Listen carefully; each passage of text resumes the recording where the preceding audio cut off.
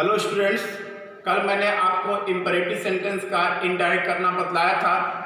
कुछ चीज़ें उसमें बाकी रह गई थी, आज उसको हम पूरा कर रहे हैं, उसको देखिएगा। इम्परेटिव सेंटेंस का इनडायरेक्ट बनाते समय यदि रिपोर्टेड स्पीच में लेट का प्रयोग किया गया हो तो लेट को टू लेट में बदल दिया जाता है, जबकि यदि रिपोर्टेड स्पीच में लेटस का प्रयोग किया गया हो तो लेटस को दैट दे शुड में बदल दिया जाता है। अब हम आपको एग्जाम्पल के तौर पर बता रहे हैं, उसको ध्यान से देखिएगा और समझने का प्रयास कीजिएगा। अब देखिएगा, कहता है कि ही सेड, उसने कहा, लेट मी गो नाउ, अब मुझे जाने दो।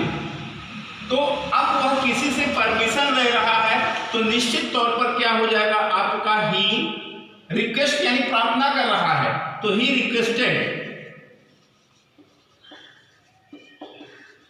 अभी हमने बताया कि लेट को हम क्या कर देते हैं, टू लेट में बदल देते हैं। Requested to let. मैंने आपको स्टार्ट करते समय इनडायरेक्ट बताया था कि फर्स्ट पर्सन प्रोनाउन मी बदलता है रिपोर्टिंग वर्ब के सब्जेक्ट के अनुसार। सब्जेक्ट यानी ही है तो यह हो जाएगा आपका हिम, गो, नाउ को देन में, तो आपका हो गया he requested to let him go then. Example number 2 देखिए, द लायर सेड, वकील ने कहा, let us wait for the judgment of the court, हमें जो है कि कोर्ट के फैसले का इंतजार करना चाहिए। तो अब ये आपका हो जाएगा द लायर। अब ध्यान दें, जहां लेटस का प्रयोग किया गया हो तो निश्चित है कि वह अपनी बातों को आपके सामने रख रहा है, तो उसके लिए हम हमेशा किसका प्रयोग करते हैं, प्रपोज्ड का। Proposed, the lawyer proposed. अब ये हमने आपको बताया था कि लेटस को हम दैट डे शुड में बदल देते हैं, तो ये हो जाएगा आपका that day should for the judgment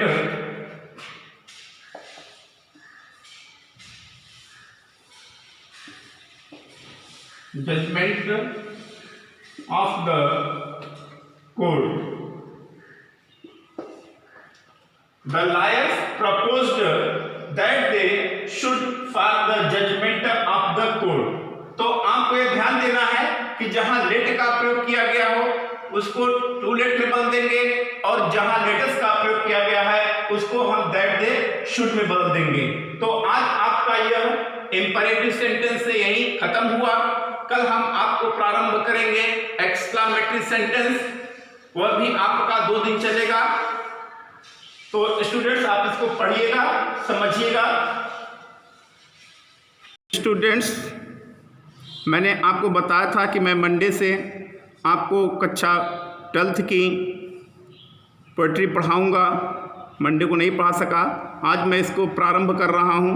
पहला लेसन आपका है character of a happy life. एक प्रसन्न व्यक्ति के जीवन के बारे में यहाँ बतलाया गया है। इसके जो राइटर हैं उनका नाम है सर हेनरी ओटन। तो आप देखिए, how happy is he born or taught that serveth not another's will. Happy यानी प्रसन्न, बॉर्न यानी जन्म, टॉट यानी शिक्षा, सर्थ यानी सेवा, एंदर्स यानी दूसरों की, वेल माने इच्छा। कहता है वह व्यक्ति प्रसन्नचित्त है जिसका जन्म, जिसकी शिक्षा दूसरों की इच्छाओं का दास नहीं है। कहने का तात्पर्य यह है, here the writer says that a happy man depend on any others. He does not do any work against the others' will.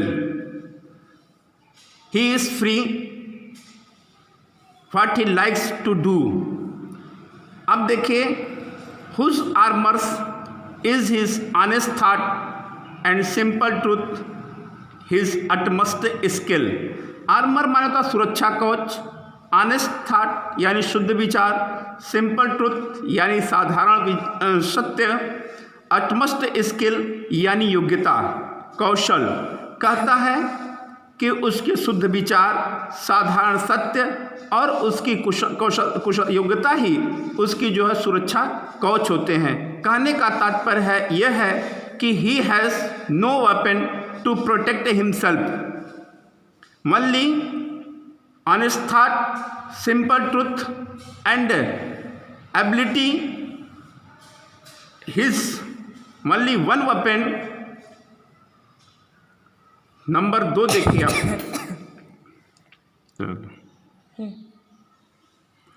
Whose passion not his masters are. Passion यानी भावना, मास्टर यानी मालिक। कहता है वह अपनी भावनाओं का दास नहीं होता। कौन नहीं होता? प्रसन्न व्यक्ति।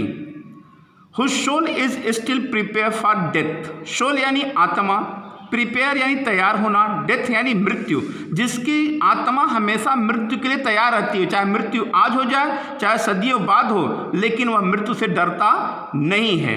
कहता है untied unto the word with care, a princely love और वल्गर ब्रीथ। कहता है प्रिंसली लव यानी राजाओं की कृपा का पात्र बनना, वल्गर ब्रीथ यानी दूसरों की आलोचना। कहता है वह इस संसार में राजाओं की कृपा का पात्र नहीं बनना चाहता और न छोटे व्यक्तियों के द्वारा या किसी व्यक्ति के द्वारा किए गए आलोचना से वह तनिक भी भयभीत नहीं होता है। तो डियर स्टूडेंट्स, मैंने आज आपको 2 पैसेज का जो है कि हिंदी अनुवाद बतलाया है। मुझे आशा है कि आपको यह ज़रूर समझ में आएगा। इसके बाद हम आपको इसका एक्सप्लेनेशन या अन्य जो चीज़ें होंगी ज़रूरी, उसको हम आपको बताने का प्रयास करेंगे। आप इसको लाइक करिएगा, सब्सक्राइब करिएगा और कमेंट करिएगा। थैंक यू, धन्यवाद।